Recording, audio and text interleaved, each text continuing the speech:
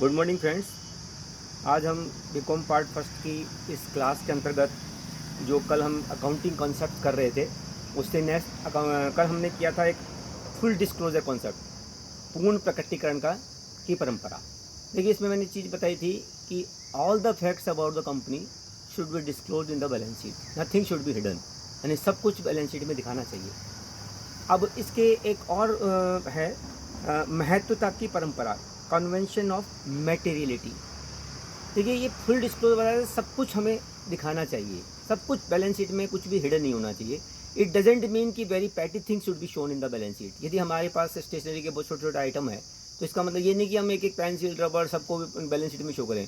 वो एक ग्रुप कर दीजिए आप उसको, कि जैसे स्टेशनरी के अंतर्गत जो भी स्टेशनरी सब उसमें आ गया। एक तरह का कोई एक पर्टिकुलर कैटेगरी का मटेरियल है तो उस कैटेगरी में उस मतलब स्टॉक, बहुत तरह का स्टॉक हम रखते हैं, तो इसका मतलब नहीं है कि एक एक स्टॉक की वैल्यू उसमें दिखाएं बैलेंस शीट में। आप इस स्टॉक के रूप में उस चीज़ को दिखा दें। तो ये है कन्वेंशन ऑफ मटेरियली, महत्वता की परंपरा, यानी महत्वपूर्ण चीज़ों को ही आपको बैलेंस शीट में शो करना है। वेरी पैटी थिंग्स हैं उनको आप डिस्क्लोज कर सकते हो, मतलब डिस्क्लोज नहीं करें या उनको कंबाइन कर दें, तो ये परंपरा है। एक होता है कन्वेंशन ऑफ कंसिस्टेंसी, यानी संगति या एक रूपता की परंपरा।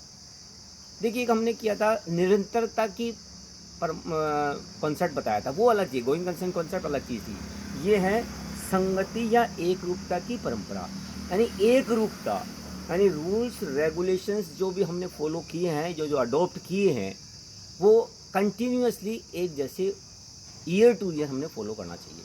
ऐसा नहीं कि हमने एक बार कोई रूल यूज़ किया और अगली बार कुछ दूसरा यूज़ किया। जैसे डेप्रिसिएशन चार्ज करने के आप जानते हैं कि कई बहुत सारे मेथड्स हैं, रिटर्न डाउन वैल्यू मेथड है, फिक्स्ड इंस्टॉलमेंट मेथड है और बहुत सारे मेथड हैं।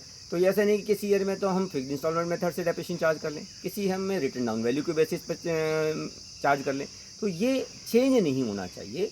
जहाँ तक हो सके उनको जितने पहले जो रूल्स और रेगुलेशन अपने फॉलो किए हैं वो ही अपन कंटिन्यू।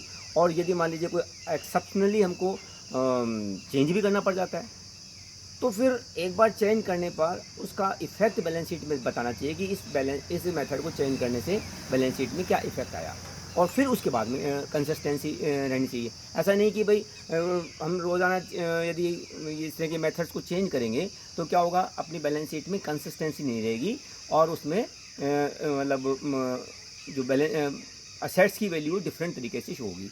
इसलिए सारे रूल्स रेगुलेशन जो भी हम फॉलो करते हैं वो कंटिन्यूसली वो ही फॉलो करना चाहिए, बीच बीच में बदलने नहीं चाहिए।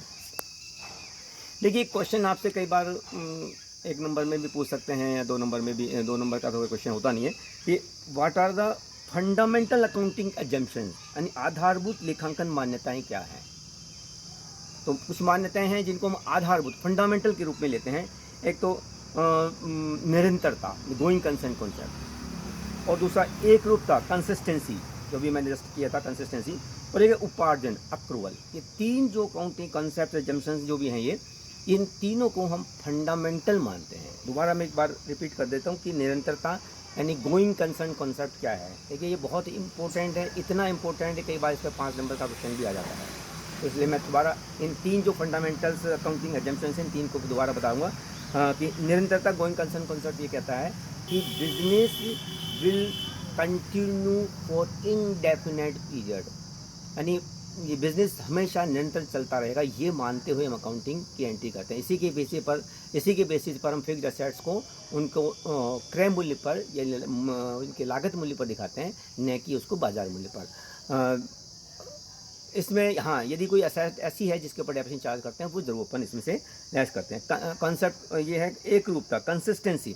अभी कंसिस्टेंसी मैंने बताया आपको कि रूल्स रेगुलेशन जो हमने एक बार अडॉप्ट कर लिए उन्हीं को हमको कंटिन्यूसली फॉलो करना चाहिए, बीच बीच में चेंज नहीं करना चाहिए। बहुत एक्सेप्शनली सिचुएशन में ही अपन को उनको चेंज करना चाहिए, अदरवाइज उनको चेंज नहीं करना चाहिए। यदि ये चेंज करते हैं तो उसके बैलेंस शीट में इफेक्ट बताना चाहिए कि इस मेथड को चेंज करने से क्या इफेक्ट हुआ, और फ्यूचर में फिर उसको कंसिस्टेंसी रहनी चाहिए, ताकि हम एक साल की बैलेंस शीट को दूसरे की साल की बैलेंस शीट से ठीक से चेक कर सके, मिलान कर सके। अदरवाइज तो उनमें कंपेरेटिविटी का अभाव हो जाएगा। उपार्जन शब्द मैंने पहले ही बताया था कि भाई जो एक्सपेंसेज हैं ये ड्यू बेसिस पर अकाउंटिंग में एंट्री आनी चाहिए। यदि पेमेंट नहीं किया है तो उसको आउटिंग स्टैंडिंग एक्सपेंसेस के रूप में लेना चाहिए, लेकिन उसी ईयर में चार्ज करने चाहिए, उसी ईयर में हमको एक्सपेंस के रूप में दिखाना चाहिए। कोई हमने पेमेंट यदि एडवांस में कर दिया है तो उस एक्सपेंसेस को अपने लेस कर देना चाहिए, उस ईयर में जिस ईयर में हमने पेमेंट किया उस ईयर में नहीं दिखाना चाहिए, क्योंकि जो एक्सपेंसेस जिस ईयर से संबंधित है उस ईयर में दिखाना चाहिए। इससे रिलेटेड कोई भी एडजस्टमेंट करना हो आउटस्टैंडिंग एक्सपेंसेस या प्रीपेड एक्सपेंस का, वो करना चाहिए। आज बस हम इतना ही देते हैं। नेक्स्ट अपन अकाउंटिंग इक्वेशन समझेंगे अगले वीडियो में। Thank you very much.